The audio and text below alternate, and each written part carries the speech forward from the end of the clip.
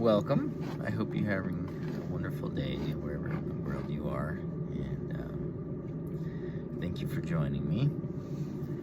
Apologize for the wind. I have to keep my ventilation going. What I was thinking about today was, as I'm going through all these different pages on Alchemy, if you're anything like me and you're seeking for the truth, then I go through and I look for everything I can find on the subject. Basically, I want to hear every opinion, every perspective. I want to hear everything I can and see if I can glean any real, actual truth along the way. And I gotta be honest, I'm pretty disappointed most of the time. The majority of people speaking on the subject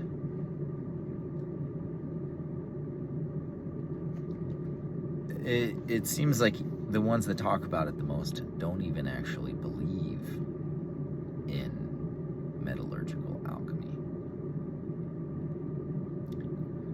And I find that a little bit fascinating. But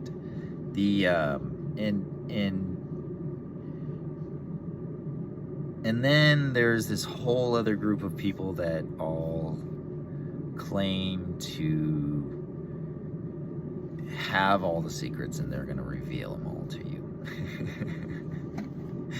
And hidden secrets revealed of such and such, and like ancient knowledge uncovered, and all these fantastic titles.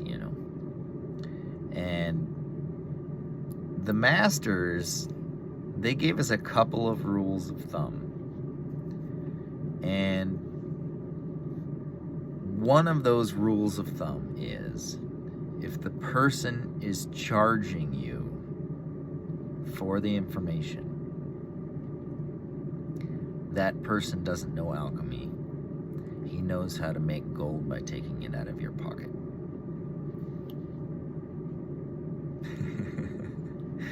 And so, if you're paying somebody under the impression that that person is going to teach you some great secret knowledge,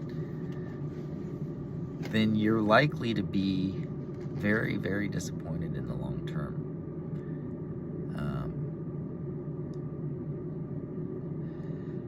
The majority of, I mean like the vast majority, 99% of the people talking on the subject don't believe in metallurgical alchemy. And so it's actually difficult to find information on the subject that's even relatively new.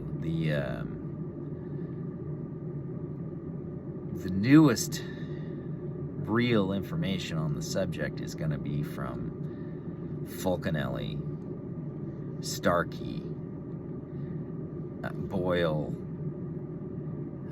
Germain, and it seems like the vast majority of writers on the subject after them are what are referred to as puffers, meaning they talk a lot about the subject because they know the subject sells, and so they'll write books about it and sell their books. But all they're doing is talking about the subject. They don't actually understand what true alchemy is. And that's the disappointing thing. As a searcher trying to find truth, when there's an entire mire of people that claim to know what they're talking about and don't, and then a few that actually do. And so the trick is to basically look for the little bit of wisdom or truth in every single person, because there's not one person who's going to share anything that you can't glean something from, even if it's gleaning what not to do. Because that's still important.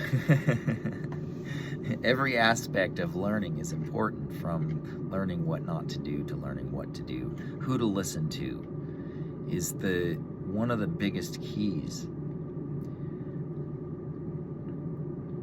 My recommendation is to stick with the original alchemists: Flamel, Fulcanelli, Saint Germain, Hermes, the Emerald Tablets, and you're going to find a lot of people giving you their interpretations of these things. Of the people that do that, the only one that I would actually recommend would be Manly P. Hall. Otherwise, stick to the original authors and not people's opinions of them. Manly P. Hall is one of the few people, he did understand the work. From what I understand, he didn't believe in actually physically doing it, even though he comprehended it. If I understand correctly, he wasn't actually out in a lab doing chemistry.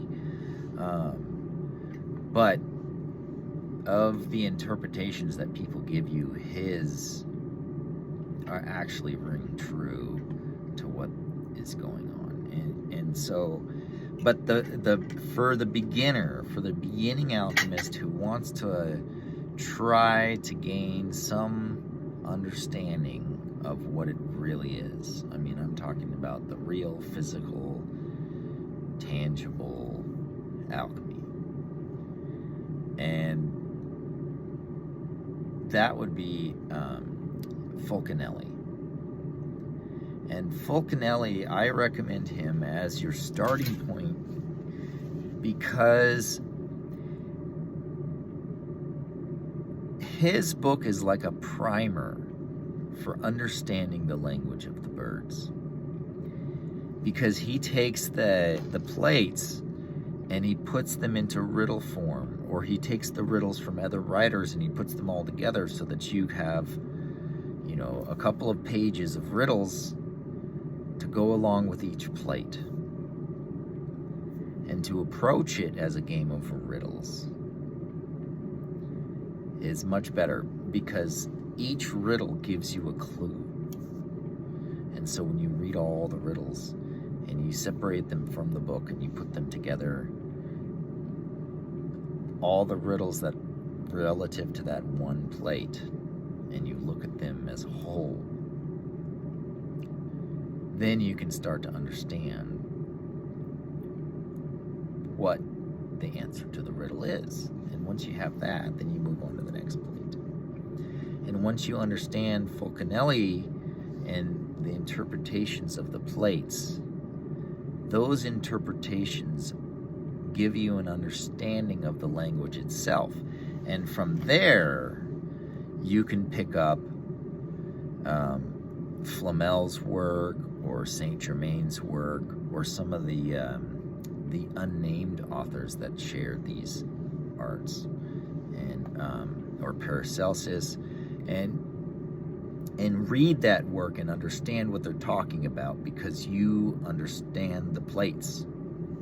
The plates are like through all the work, no matter what culture, religion you are in the world, the plates are all the same. It's the language without words. So it doesn't matter what language you speak verbally. These pictures mean the same thing across the board. And so they call it the language of the birds because it's universally understood by those who have been initiated from every culture, breaking every boundary of language across the world, literally. And so you see this repeated allegory.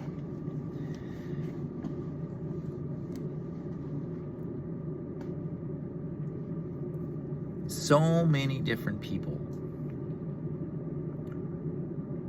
constantly, like I'm on YouTube all the time watching everything I can find on the subject.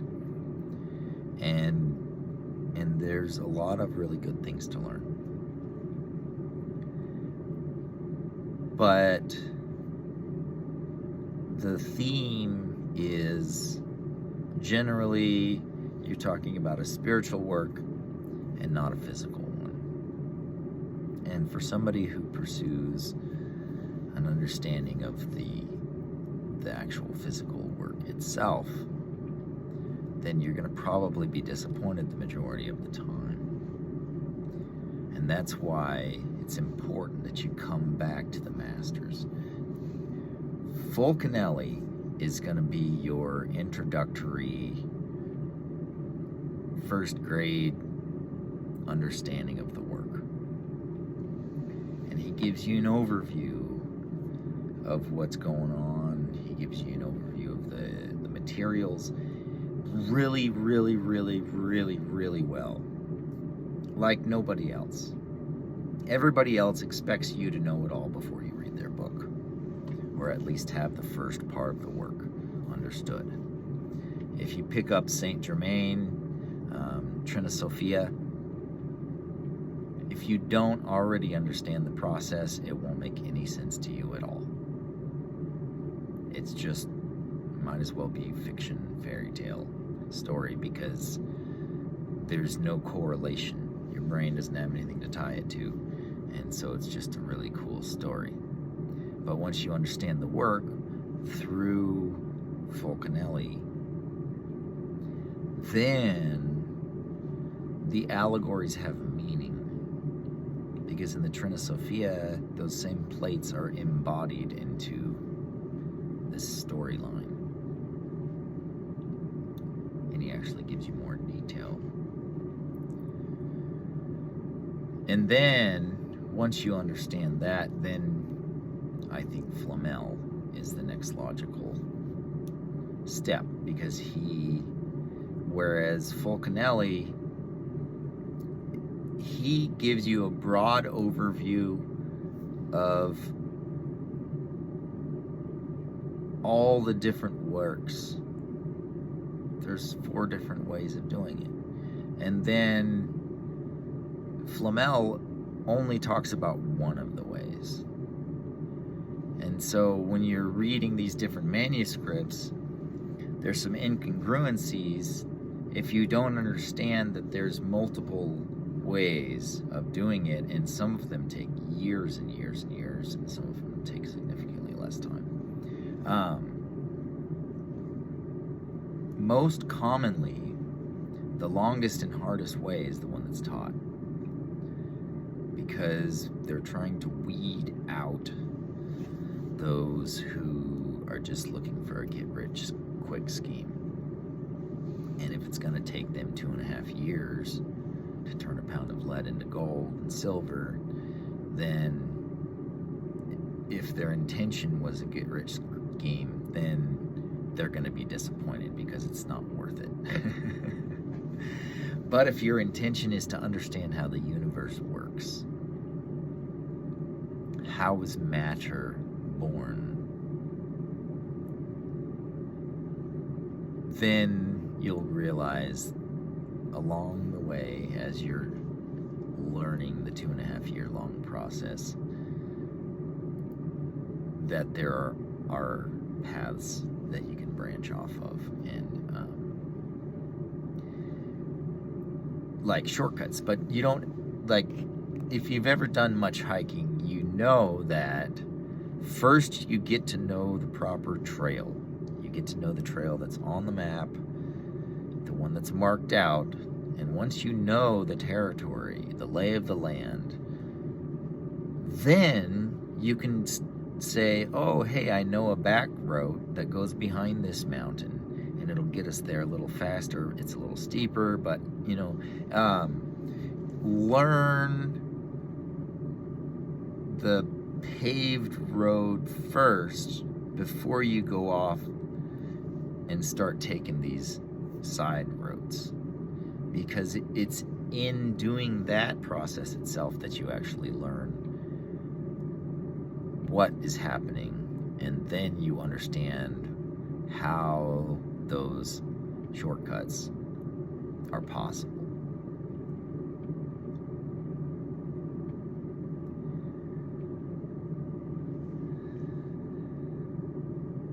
The masters told us that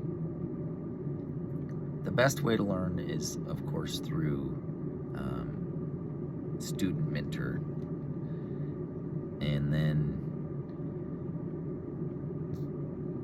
without that, then you're stuck with the tasks of Hercules, that is decrypting the hieroglyphs, and Flamel does such a good job taking the beginner on the road to understanding that I think of all the writers, if you're starting in the work, then he should be the first person to read, and couple that with lots of manly pee all on the subject, so that you get the spiritual tie-in of how it ties into your personal spiritual growth and everything. And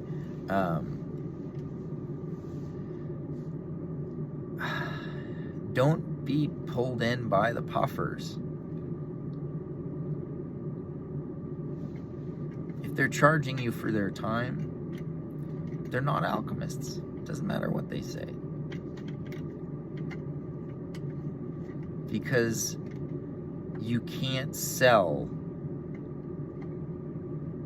wisdom. That wisdom is not for sale. And if somebody says they'll sell it to you, they're selling you something else entirely. Guarantee it, man. Seriously.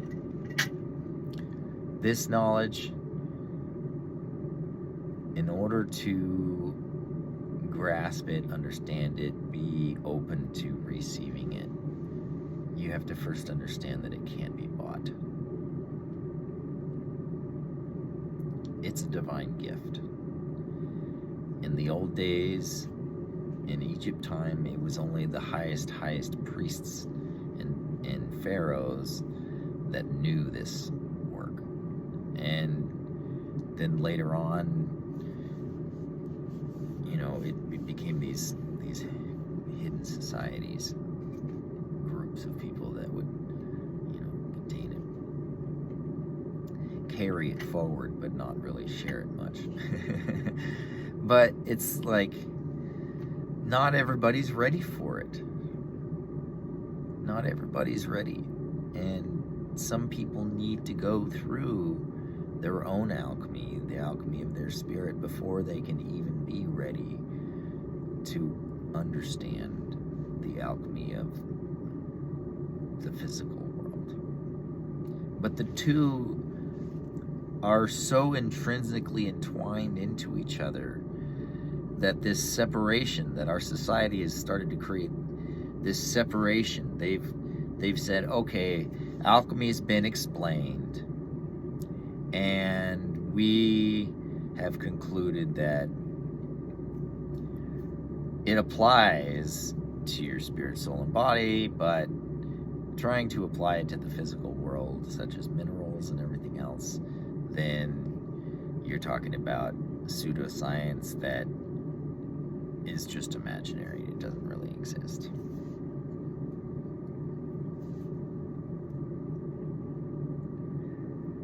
And so most people wouldn't even consider trying alchemy, because they've been told their whole lives that to even consider trying it would be the biggest folly of your life. You'd be wasting every minute of your time if you even try to do this, because millions of people have tried and millions of people have failed. There have been some that have not failed. And those are the ones that you need to be listening to.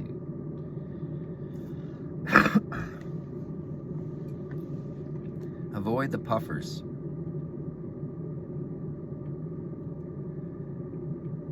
If they claim that they're going to reveal everything to you in some open language, then they don't know it to begin with,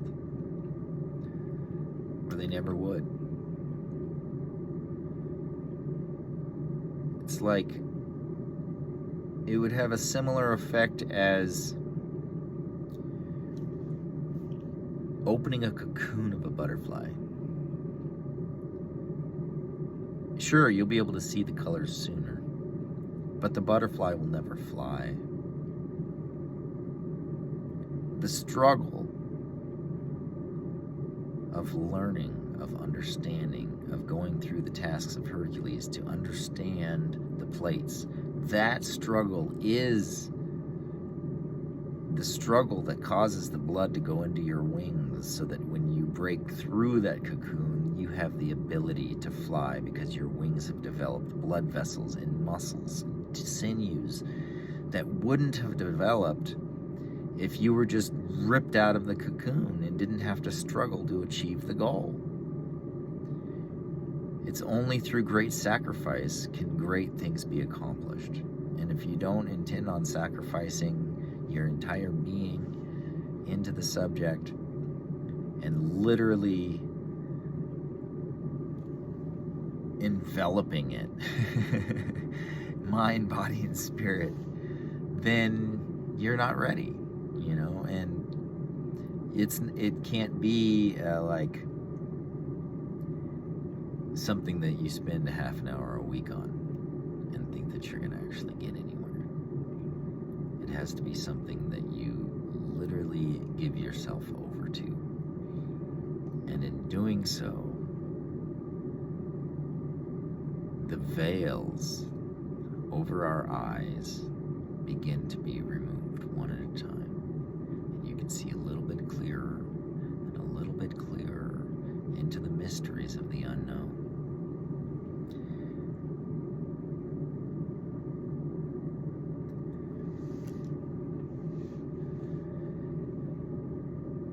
Fulcanelli, he quotes in his book Mystery of the Cathedrals that anybody has the option of going on the quest for the Golden Fleece and the Holy Grail. Anybody and everybody. It's available to all human beings.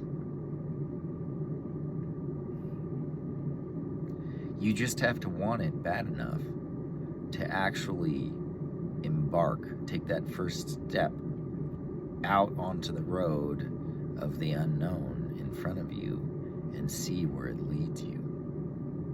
And until you take that first step into the unknown, then you'll never move forward. You know, everybody's so comfortable in their lives, doing their routines, going to work, you know, watching your shows at the end of the day, that nobody has time to invest themselves enough to actually enter into the world of these mysteries. We're all too distracted. We all have too many things going on to hear that inner voice inside telling you, hey, turn left here. I'm trying to lead you somewhere. I'm trying to guide you somewhere. But they, you know, like it's our vessel of our being is already full. It's full of all the to-dos and all the wants and all the desires that we have in ourselves and that we're trying to achieve every day, that when it comes time to receive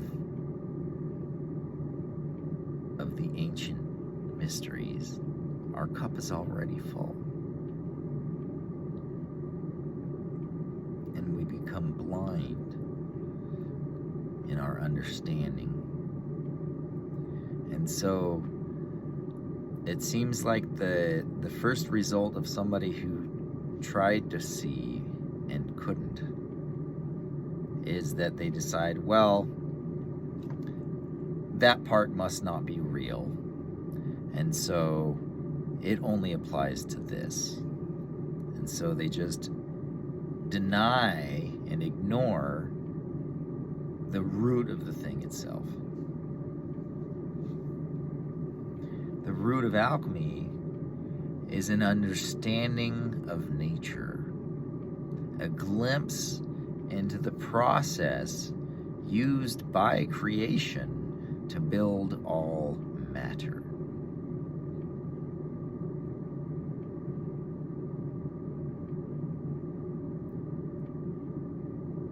That is the root, because it's an understanding of matter itself. And by understanding how these 4 or 5 substances can become anything, then we begin to understand how all of creation is born out of this all, the all. And anything that has form and substance actually possesses the all within itself. It's like this substance is evidence of the presence of something else, but it's like a manifestation of that presence in physical form. And it's the root substance, like you could say the God particle. If you take all matter and just peel it back and peel it back and peel it back, at the very center of the center of the center of the atom is light. And this light is actually a substance. And that substance is the root of all things in nature that have form. Every rock, every leaf, every blade of grass contains this all. And the art of alchemy itself is to understand the all and learn how to transfer it from one thing to another, and understand the process used by nature to impregnate this substance into a matter and bring it to life, where it matures, it starts growing and maturing and eventually becomes another thing. Just like when you have a pot full of soil, you take a seed and you put it in that pot of soil. It doesn't take long before the seed sprouts, and if that plant remains in that pot long enough, there will be no soil left. There will only be roots in the pot. Well, where did the soil go?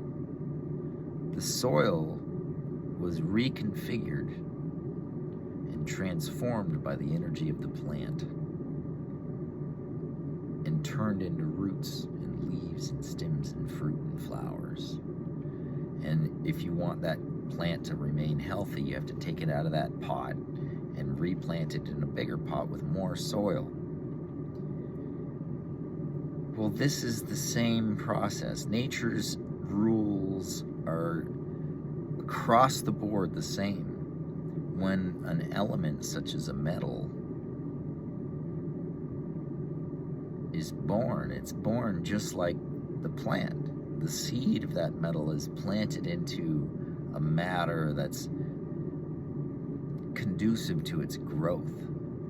And then as it grows, it assimilates that matter, just like the plant assimilates the soil. It assimilates that matter, and the original matter is completely gone. And the only thing that's left is the product of the seed that was planted into the matter.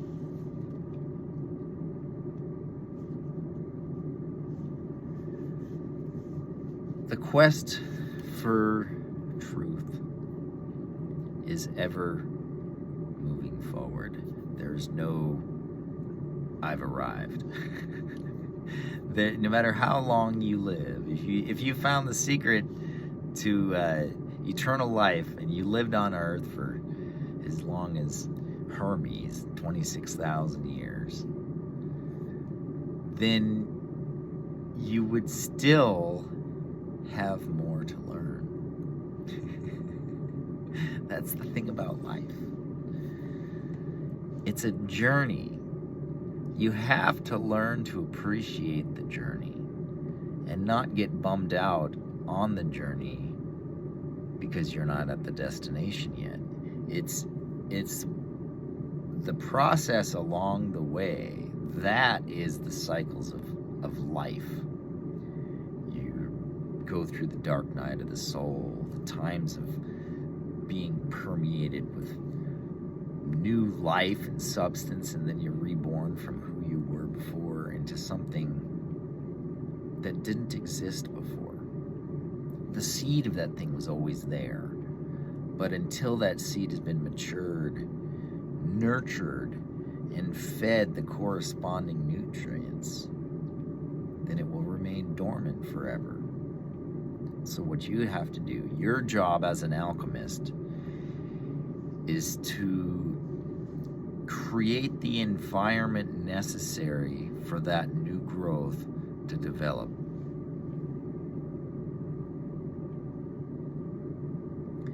And it starts in you. You have to first create circumstances within yourself that will allow for a new perspective, a different way of seeing life and the world and matter. Because if you know it all already, if you're convinced that you know it all, then how can you learn? Your cup is full. You have to first accept the fact that you don't know it all in order to be able to learn. And if you're paying attention, Fulcanelli, Saint Germain, Flamel, all these guys, Starkey, Doyle, they all have something to contribute. And you have to take the puzzle pieces that you find here, and the puzzle pieces that you find here, and the puzzle pieces you find over there, and you have to put them together into a cohesive picture that you can understand. And everybody's picture is going to be different because we all have a different life experience. We all have a different perspective on the universe.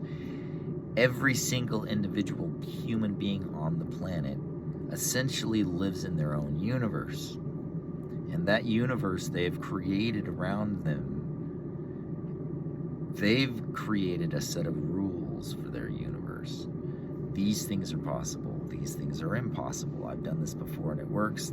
I've done this before and it doesn't work. This is, and so we each have a paradigm of our own. And what we have to do is allow that paradigm to shift enough that we can see beyond the boundaries that we've created for ourselves because of our beliefs and our disbeliefs. Then we can start to realize that there's actually more going on than any of us realize. But there's a harmony, there's a structure, and there's a cyclic cycle and balance that's happening between all things. Whether it's a rock or a tree or a person, we're all going through the same process. It's just not as evident in the rock as it is in the tree.